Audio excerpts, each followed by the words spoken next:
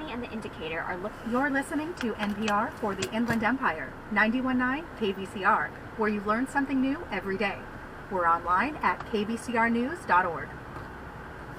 Live from NPR News in Washington, I'm Windsor Johnston.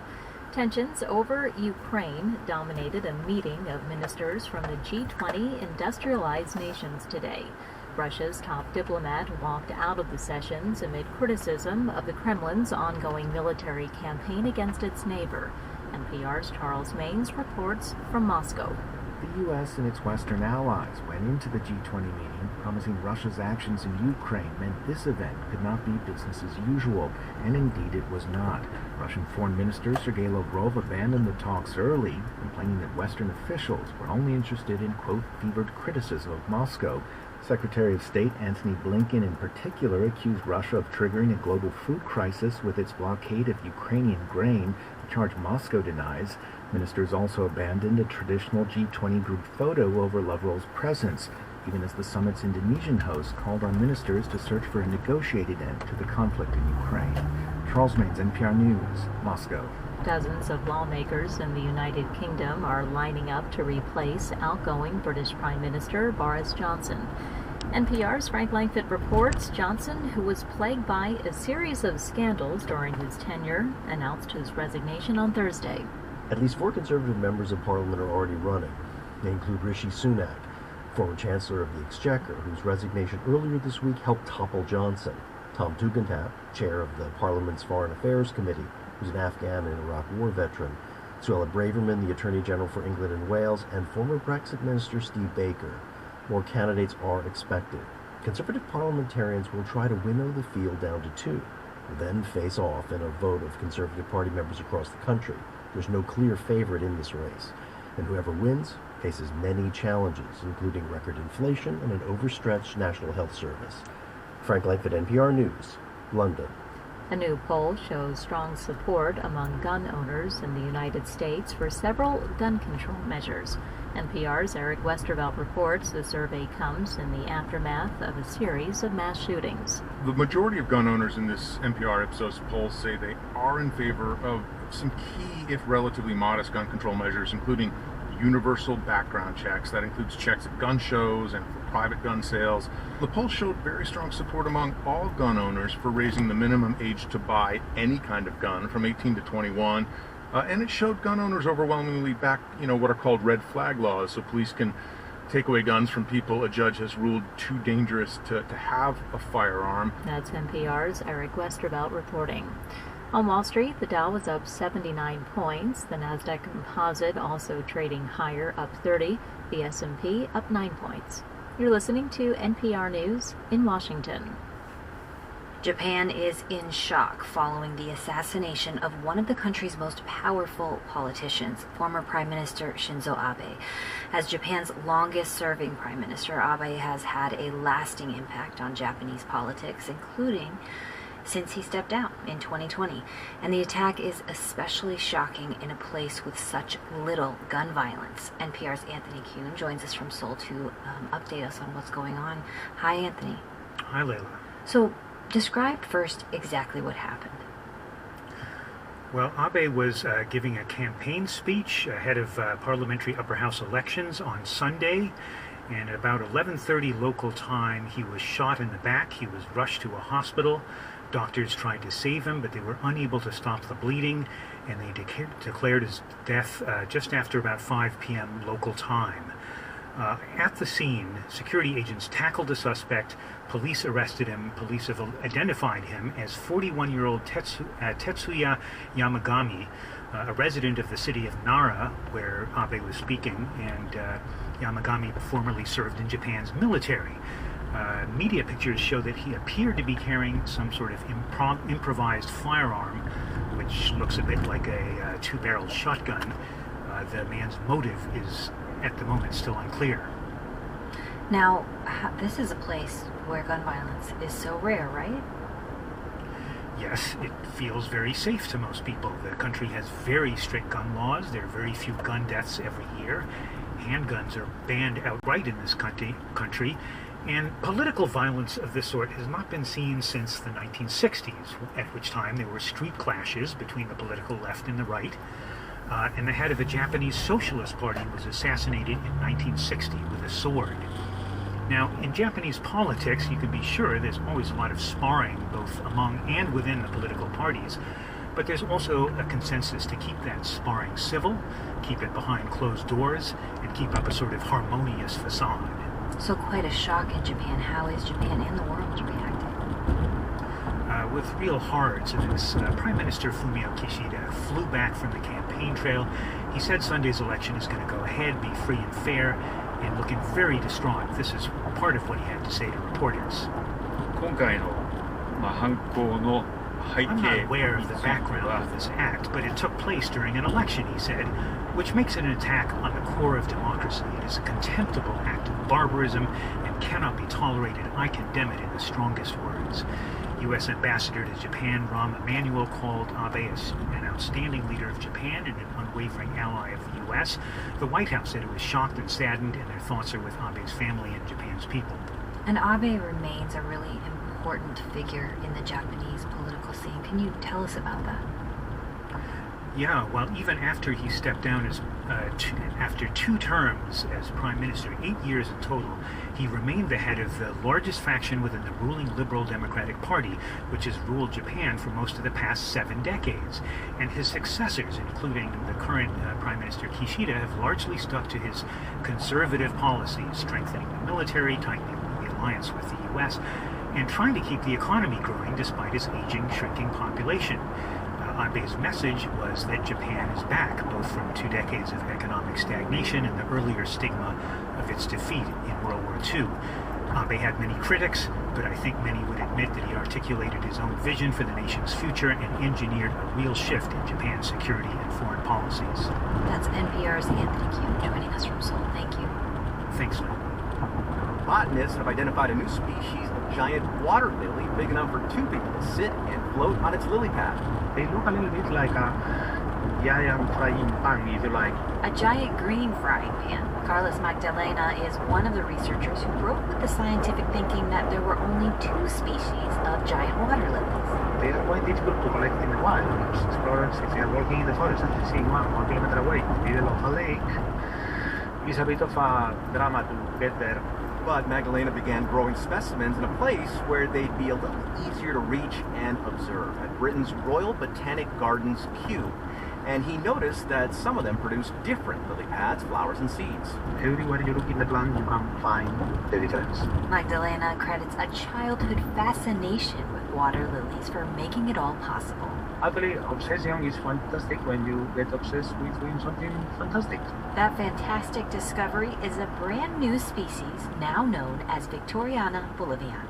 And Magdalena says every time you discover a new species, it makes it possible for conservationists to protect them.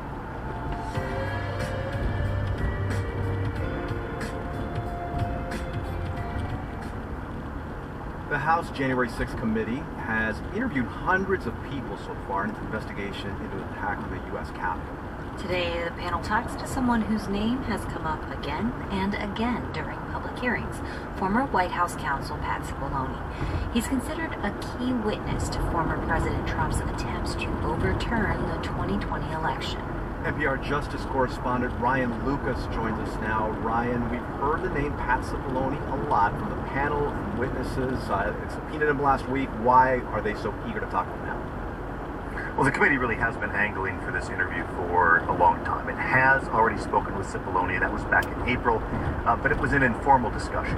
Now, as you said, he's set to appear under subpoena. This will be a transcribed interview. It's also expected to be videotaped.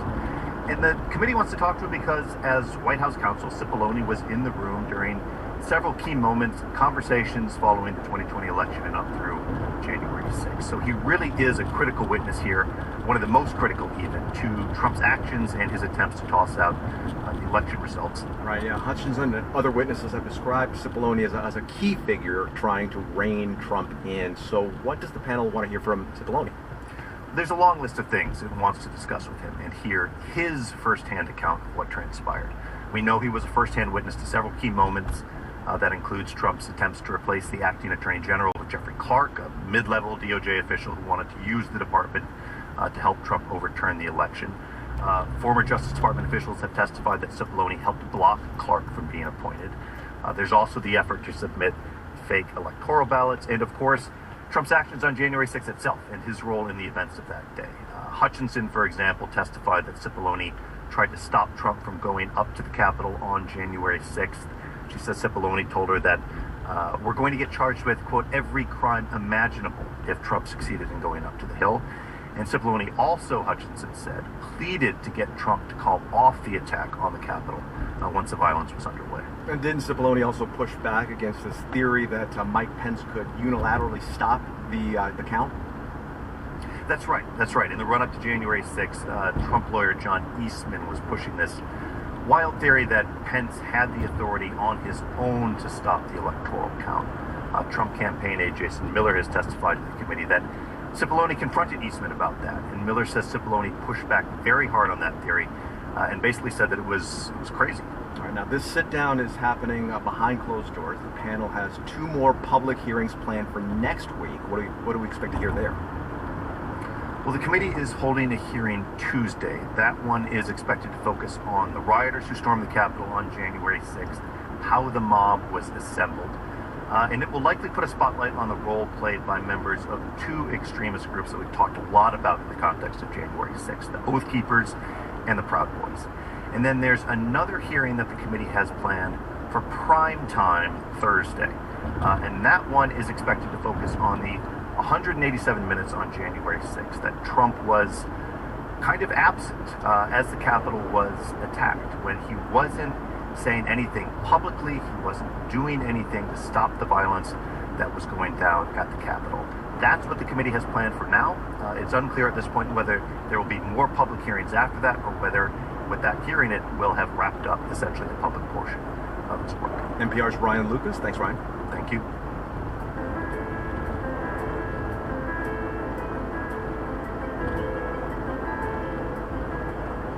From Georgia Public Broadcasting, this is Battleground Ballot Box. I'm Stephen Fowler. The Supreme Court's decision last month to overturn Roe v. Wade, thus reversing a constitutional right to abortion, has sent shockwaves through Georgia. My initial reaction is fear, especially for my children. I have a 10-year-old and a 7-year-old, and I'm concerned about when they come of age, the risk of pregnancy, and what will our options be. The Dobbs versus Jackson ruling sends control over abortion laws back to the states. In Georgia's case, that could make HB 481, passed in 2019, law. It makes abortion illegal around 6 weeks into pregnancy or when a fetal cardiac activity can be detected, but it's still held up in the courts. I believe that we have to begin by solving the immediate crisis in front of us, which is the fact that Georgia has a 6-week ban, a ban that takes effect before women know they're pregnant, in a state that has half of its counties without an OBGYN. And in a midterm election year that will decide who charts Georgia's political course for the next several years, the stakes are high.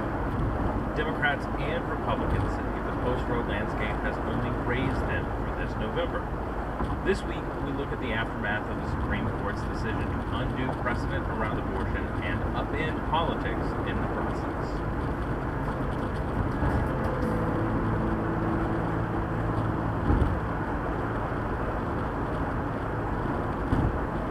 Damn, I didn't think I'd be almost 60 years old and doing this again. But the bottom line is, it's our body, our choice, no matter what it is. It was not a surprise that the highest court in the country would rule the way it did, or the protests would spring up across the country. But when the order came out the morning of Friday, June 24th, Diane Dursis was still a little shocked.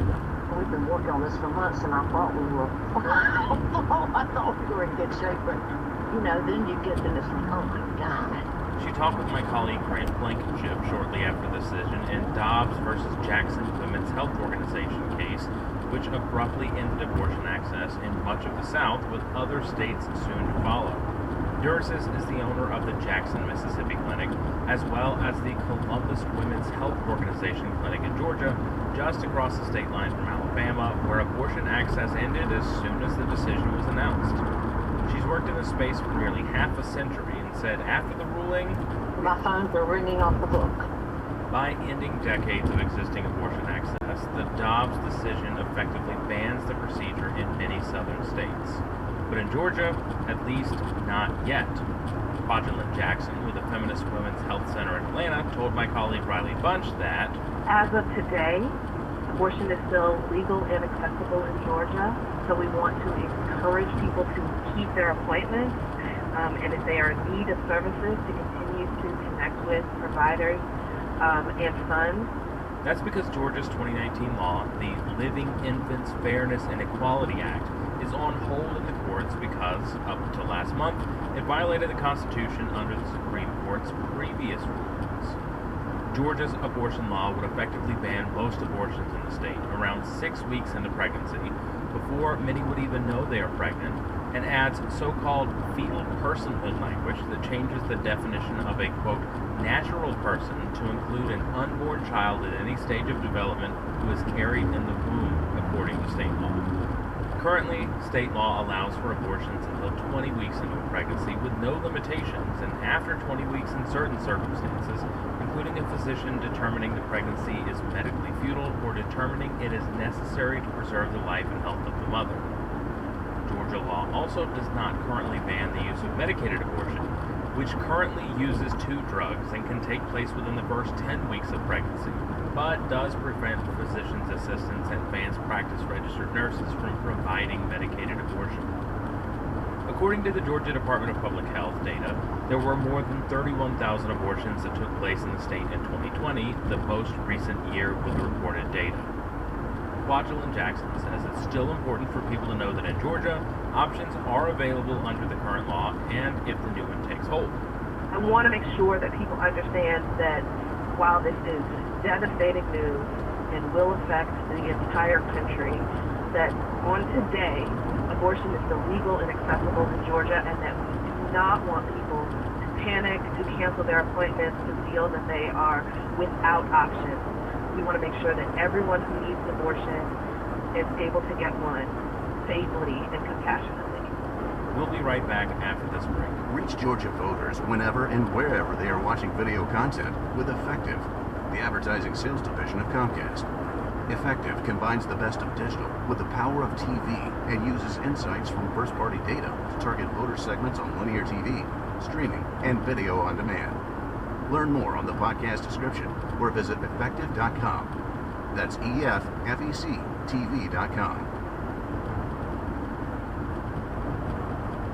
This is Battleground Ballot Box from Georgia Public Broadcasting. I'm Stephen Fowler, and we're talking about how Georgia is reacting to the U.S. Supreme Court's decision to reverse the constitutional right to an abortion. In Savannah, shortly after the decision came down, Stephanie Jones was in Forsyth Park. She told my colleague Benjamin Payne that she's concerned about a post-Roe Georgia. My initial reaction is fear, especially for my children. I'm concerned about when they come of age, the risk of pregnancy, and what will our options be. There's fewer than 24 clinics and facilities in Georgia that provide abortions, according to the pro-abortion rights research organization, the Guttmacher Institute. But already, that number is going down. While Diane Durzis, owner of the Columbus Clinic, is still in operation, the only facility providing surgical abortion in Savannah has closed. The Savannah Medical Clinic opened in 1977, just a few years after the landmark Roe v. Wade decision. The only remaining abortion provider on Georgia's coast is the Planned Parenthood Clinic in Savannah, which only offers medication abortion. The closest surgical abortion providers are now hours away in Augusta and Jacksonville, Florida. Women are going to be forced to travel, whether it's by airplane or bus or whatever it takes, depending upon their financial standing. Durzis says the day after the decision, women who seek abortions in states where it is illegal will have to take a lot of time and effort to get to a place where it's allowed. You realize, too, Arkansas, all those states in between, Louisiana, all of those states that closed yesterday, Alabama, there's a swath, Kentucky, there's a swath through there where it's like the desert. For Republicans in Georgia and other southern states, that's the point. They're more divided on what comes next. Governor Brian Kemp, speaking on Fox News, blasted his opponent Stacey Abrams' opposition to Georgia's law and said the GOP in Georgia values life beyond just banning abortion.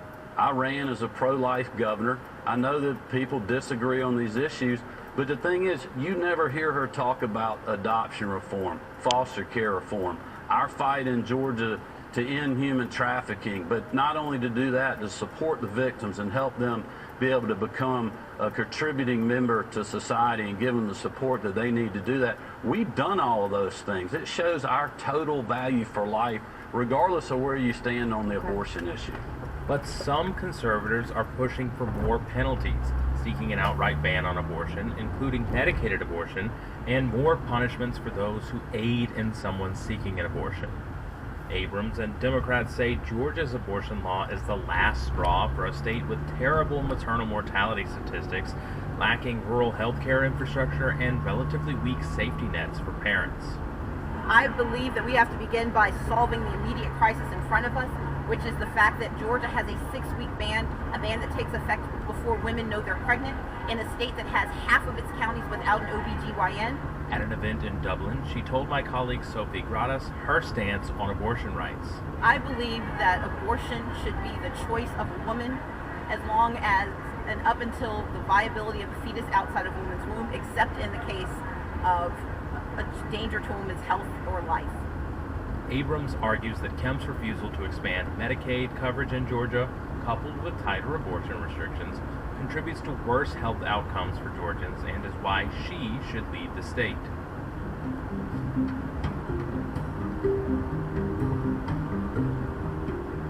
Beyond the political ramifications for Georgia in November, medical professionals are voicing their concerns about Georgia's health inequalities and effects further abortion restrictions might have. Pavan Devasai is a resident physician and OBGYN in Atlanta. We need definitions because this bill was not really, to my understanding, has not been made within the medical sphere, and so it doesn't work in the medical sphere. I think that we need more clarity before we can put that into practice. No matter what side we fall on this issue, like a lot of these things are not medically appropriate, and they're not going to be, they won't be effective in practice without harming, women and pregnant people in the process. Mimi Zeman, also an OBGYN, says courts and lawmakers should not intrude on reproductive rights issues. The decision about whether or not to carry an unexpected pregnancy to term is a deeply personal one, and a woman seeking an abortion should be able to receive compassionate care, guided by unbiased medical information, rather than political agendas. Georgia's elections were already slated to be fiercely contested before the decision came down, but a reignited debate over abortion access, a law that could potentially be held up in court even further, and wildly different views about what comes next makes the stakes even higher for November's midterm elections.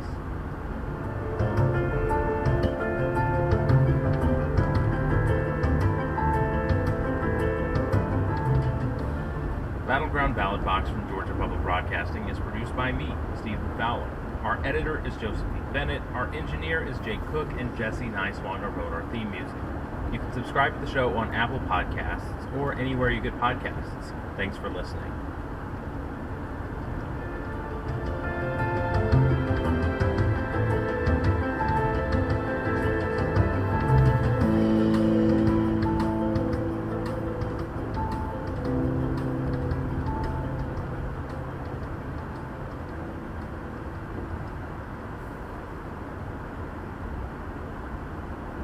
And you're listening to 91.9 KBCR News, and I'm Jonathan Linden.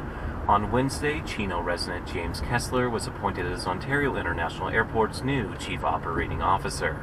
Before this role, Kessler had been serving as a consultant for the airport since 2018. In a press release, ONT CEO Atif El-Kadi said that Kessler brings a depth of knowledge that has been critical to the airport's recent success, and that he helped bring Amazon in as a cargo tenant. Serving as COO, Kessler will play a central role to the airport seeking of new revenue sources and future business initiatives. I'm Jonathan Linden for KBCR News.